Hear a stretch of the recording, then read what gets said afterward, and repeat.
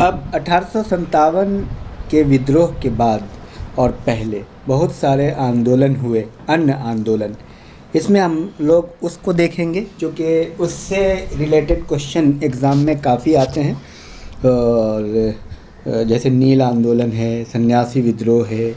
आंदोलन और विद्रोह एक ही चीज़ है, जो जनता द्वारा त्रस्त होकर शोषण जो जनता का हुआ है इतने बड़े काल में, 150 साल अंग्रेज़ों की हुकूमत रही, उसमें जो असंतोष रहा, चाहे वो असंतोष किसी भी रूप में हो सकता है, आर्थिक, सामाजिक, शैक्षणिक और राजनीतिक। उस असंतोष के कारण आंदोलन 150 साल में काफ़ी हुए। उनमें से कई आंदोलन जो बहुत मशहूर हैं, एग्ज़ाम में काफ़ी आते हैं। तो देखिए, 1857 के विद्रोह के ठीक बाद नील विद्रोह हुआ था 1859 और 60 में। सन्यासी विद्रोह 1763 में। अब इसमें क्या है, एक क्वेश्चन आपको आ जाएगा कि ये विद्रोह कहाँ हुआ था और कब हुआ था। इसमें आपको याद करना पड़ेगा, सारे को पॉइंट वाइज लिखना होगा। और संथाल विद्रोह 1855-56 में हुआ। पावना विद्रोह 1873-76 में। नील विद्रोह की शुरुआत बंगाल के नादिया जिले के गोविंदपुर गांव से हुई थी। एक नील उत्पादक के 2 भूतपूर्व कर्मचारी दिगंबर विश्वास एवं विष्णु विश्वास के नेतृत्व में वहाँ के किसान एकजुट हुए तथा उन्होंने नील की खेती बंद कर दी। तो नील विद्रोह, नील की खेती अंग्रेज़ ज़बरदस्ती करवाते थे उस समय, उसके ख़िलाफ़ था ये। तो इसमें आपको करना ये है कि छोटे छोटे जो क्वेश्चन हैं, छोटे छोटे पॉइंट्स हैं, उस पर आपको फोकस करना है।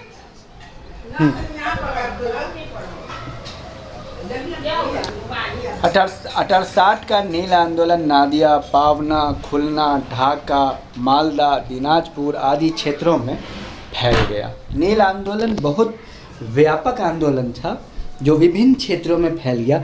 अब देखिए, आप जान रहे हैं कंपटीशन की गहनता को, आप समझिए कितनी इंटेंसिव है, कैसे क्वेश्चन आते हैं। तो आपको ये ध्यान देना पड़ेगा कि कहाँ कहाँ हुआ। नादिया, पावना, खुलना, ढाका, मालदा, दिनाजपुर, ये क्वेश्चन आ जाए। जैसे IAS PCS में तो विशेष करके क्वेश्चन आ जाएगा कि इन क्षेत्रों में फैल गया। अब आपको समझना मुश्किल हो जाएगा कि नहीं पढ़े होंगे तो, क्योंकि उसमें एक क्वेश्चन के अंदर कई क्वेश्चन होते हैं। 1 2 3 4 होता है, उसके बाद 1 2 3 सही है, 1 4 सही है, 1 2 3 4 सही है। तो उसमें क्या है, ये छोटी छोटी बातों पर आपको फोकस करना है। बंगाल के बुद्धिजीवी वर्ग ने अखबारों में अपने लेखों द्वारा, जनसभाओं के माध्यम से इस विद्रोह के प्रति अपने समर्थन को व्यक्त किया। इसमें हिंदू पैट्रियट के संपादक हरीशचंद्र मुखर्जी की विशेष भूमिका रही। अब ये सवाल आ जाएगा कि किस अखबार में नील आंदोलन के समर्थन में लिखा गया, तो था हिंदू पैट्रियट। हरीशचंद्र मुखर्जी संपादक हैं। नील बागान मालिकों के अत्याचारों का खुला चित्रण दीनबंधु मित्र ने अपने नाटक नील दर्पण में किया। ये क्वेश्चन IAS से लेके डिफरेंट कॉम्पिटिटिव एग्जाम में आए हैं। तो इन सारी बातों को, जो पॉइंट हम अंडरलाइन करते हैं, उसको आप याद कीजिए। वंदे मातरम गीत बंकिम चंद्र चटर्जी के प्रसिद्ध उपन्यास आनंद मठ से लिया गया। इस उपन्यास का कथानक सन्यासी विद्रोह पर आधारित है। 1896 ईस्वी में कांग्रेस के कलकत्ता अधिवेशन में वंदे मातरम को पहली बार गाया गया। अंग्रेजी प्रभुसत्ता को सबसे सुनियोजित तथा गंभीर चुनौती वहाबी आंदोलन से मिला। सबसे सुनियोजित और गंभीर चुनौती किससे मिला? वहाबी आंदोलन, जो 19वीं शताब्दी के चौथे दशक से 7वें दशक तक चलता रहा।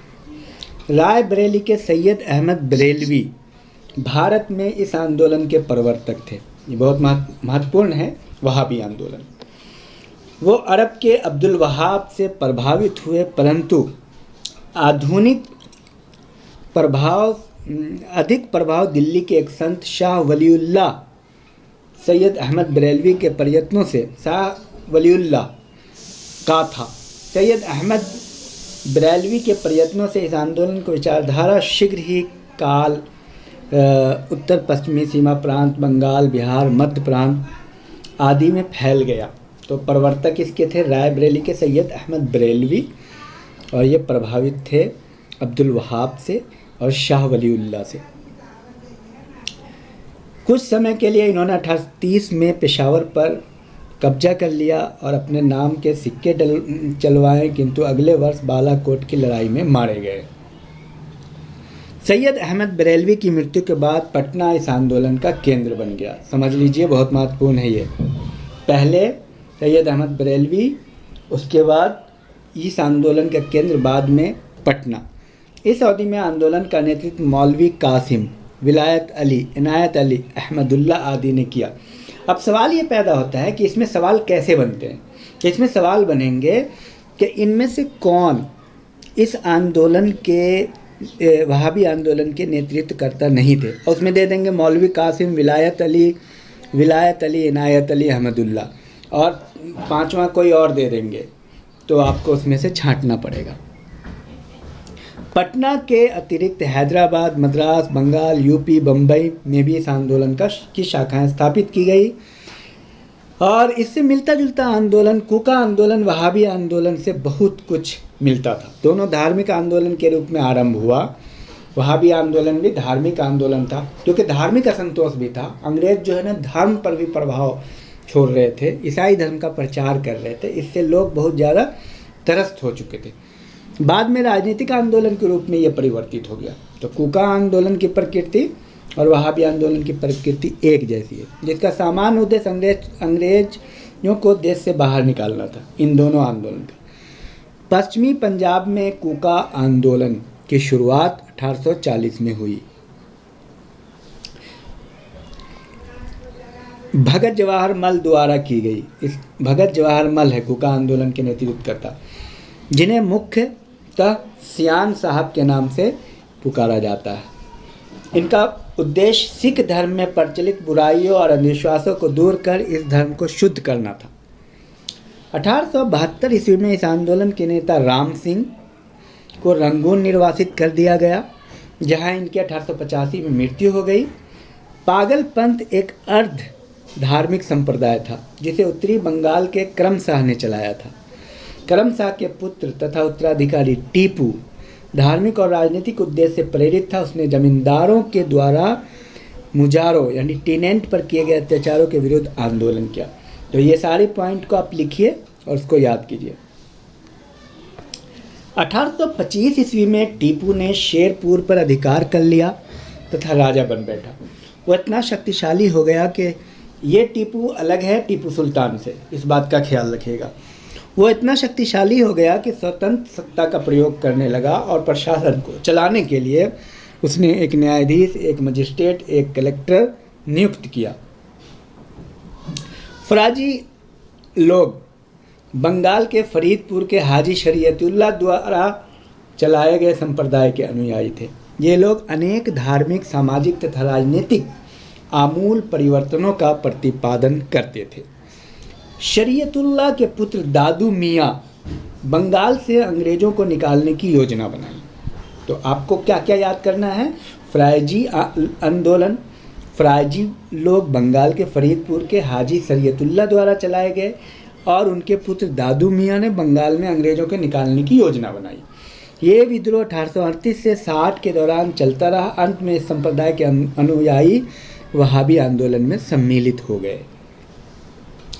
1805 में वेलेस्ली ने ट्रावनकोर के महाराजा को सहायक संधि करने पर विवश किया। वेलेस्ली ने सहायक संधि चलाया था। जिस तरह से आपने देखा डलहौजी की नीति हड़प लेता था, उस तरह वेलेस्ली जो है ना सहायक संधि चलाता था। अंग्रेज जो है ना भारतीय राजा को कहते थे कि किसी राजा के खिलाफ अगर तुमको लड़ाई करना है तो मैं तुम्हारी मदद करूँगा। अब मदद करने के एवज में धीरे धीरे उस राज को कब्जा कर लेते थे। इसको कहते सहायक संधि। महाराजा संधि की शर्तों से अप्रसन्न थे और इसलिए उसने सहायक संधि संबंधी कर देने में आनाकानी की। कर लेते थे जबरदस्ती मदद करते थे और कहते थे हमको अब पैसा दो, टैक्स दो। अंग्रेज रेजिमेंट का व्यवहार भी बहुत धीरतापूर्ण था, जिसके फलस्वरूप दीवान वेलथुम्पी ने विद्रोह कर दिया, जिसमें नायर बटालियन ने उसका समर्थन किया। प्रारंभिक भारतीय क्रांतिकारियों में अग्रगण्य वासुदेव बलवंत फड़के ने बम्बई प्रेसिडेंसी के रामोसी जनजाति के लोगों को संगठित करके उन्हें प्रशिक्षित लड़ाकू बल में परिवर्तित किया और रामोसी कृषक जत्था की स्थापना की बलवंत फड़के ने। तो अब ये सब छुट-पुट चीज़ें आपको याद होनी चाहिए। गडकरी लोग मराठों के किलों में काम करने वाले उनके वंशानुगत कर्मचारी थे। उन्होंने मनमाने ढंग से भू राजस्व की वसूली मराठा सेना से उन्हें सेवा मुक्त किए जाने और उनकी ज़मीनों को मामलतदारों की देखरेख के अधीन धारा किए जाने के विरुद्ध थे। 1844 में कोल्हापुर में विद्रोह हक था। कोल्हापुर में किया इन लोगों ने। खोंड जनजाति के लोग तमिलनाडु के से लेकर बंगाल और तक फैले विस्तृत पहाड़ी क्षेत्र में रहते थे और पहाड़ी क्षेत्र होने के कारण वे वस्तुतः स्वतंत्र थे। इन्होंने 1837 से 1856 ईस्वी तक विद्रोह किया। इस आंदोलन के नेतृत्व युवा राजा के नाम पर चक्र विसोई ने किया। युवा राजा चक्र विसोई ने किया। इस विद्रोह के मुख्य कारण ब्रिटिश सरकार मानव बलि को प्रतिबंधित करना था। आपको पहले बताया जा चुका है मानव बलि को प्रतिबंधित किस गवर्नर जनरल ने किया, इसको आप बताएंगे कमेंट बॉक्स में। अंग्रेज द्वारा आरोपण और अनेक क्षेत्रों में जमींदारों साहूकारों से संबंधित थे, जिनके कारण आदिवासियों को अनेक कष्टों का सामना करना पड़ा। अंग्रेजों ने एक मड़िया एजेंसी गठित की जिसके विरुद्ध यह विद्रोह किया। छोटा नागपुर क्षेत्र में कोल विद्रोह का नेतृत्व 1831-32 में बुद्ध भगत ने किया। ये विद्रोह रुक कर चलता रहा तथा अंत इसे सरकार द्वारा कुचल दिया गया। कोल विद्रोह को बुद्ध भगत ने किया और उसके बाद कुचल दिया। उसके बाद बघेरा विद्रोह 1888 में, बघेरा विद्रोह 1818 में बड़ौदा में अंग्रेजी सरकार के विरुद्ध किया गया। ध्यान रहे 1857 के पूर्व के प्रमुख विद्रोहों का क्रम इस प्रकार है। सिपाही विद्रोह 1764, जो हेक्टर मुनरो की एक बटालियन बक्सर की रणभूमि में मीर कासिम से जा मिली थी। विल्लोर का सिपाही विद्रोह 1806 और ये 1764 में बक्सर की लड़ाई में हुआ था। ये विद्रोह 1764 की। कच्छ का विद्रोह 1819, कोल विद्रोह 1831, संथाल विद्रोह 1855-56। ये मोटा मोटी आपको याद करना है। 1855-56 का संथाल विद्रोह एक प्रसिद्ध आदिवासी विद्रोह था जिसमें मूलभूत आदिवासी आवेग और ब्रिटिश शासन के पूर्ण तिरस्कार जैसी भावनाएं देखने को मिलती है। भागलपुर से राजमहल के बीच का क्षेत्र जो कि दामने कोह के नाम से जाना जाता है, ये विद्रोह मूलतः आर्थिक कारणों से हुआ। साहूकारों तथा औपनिवेशिक प्रशासकों दोनों ही इनका शोषण कर रहे थे। दीकुओं यानी बाहरी लोग एवं व्यापारियों ने संथालों द्वारा लिए गए ऋणों पर 50 से 500% तक ब्याज वसूल किया। इस विद्रोह के नेता सिद्धू एवं कानू चांद भैरव नामक 4 मई थे। सिद्धू ने अधिकारियों से कहा, ठाकुर जी ने मुझे आदेश देते समय कहा कि ये देश साहेबों का नहीं है। ठाकुर जी खुद हमारी तरफ से लड़ेंगे। इस तरह आप साहब लोग और सिपाही लोग खुद ठाकुर जी से लड़ेंगे। यह आंदोलन 1856 ईस्वी तक जारी रहा और अंततः विद्रोही नेता को पकड़ने के बाद आंदोलन को भारी दमन के साथ कुचल दिया गया। 1855 में संथालों ने भागलपुर क्षेत्र में भगनीडीह तालुक में विद्रोह कर दिया। संथाल विद्रोह को दबाने के लिए मेजर बारो के नेतृत्व में एक सेना भेजी गई जिसे संथालों ने हरा दिया। अंततः भागलपुर के कमिश्नर ब्राउन और मेजर जनरल लॉयड ने क्रूरतापूर्वक संथाल विद्रोह का दमन किया। भील विद्रोह, भीलों का आदिम जाति पश्चिमी तट के खानदेश में रहती थी। खानदेश में 1818 और 31 तक इन लोगों ने अपने नाम से अंग्रेजों के विरुद्ध विद्रोह किया। तो ये था करीब करीब सभी विद्रोह का जो नेचर एक ही था। उनका शोषण हो रहा था, ज़मीन का, जंगल का, धर्म का, ये सारी चीज़ें थी। तो ये था कुल मिलाकर के विद्रोह। आंध्र प्रदेश के गोदावरी जिले के एक विद्रोह है 1825 ईस्वी में सेवाराम के नेतृत्व में विद्रोह हुआ, जो आंध्र प्रदेश के गोदावरी जिले के उत्तर में पहाड़ी क्षेत्र में हुआ। आदिवासियों का ये विद्रोह साहूकार कानून के विरुद्ध था। ये सब आप लिख लेंगे।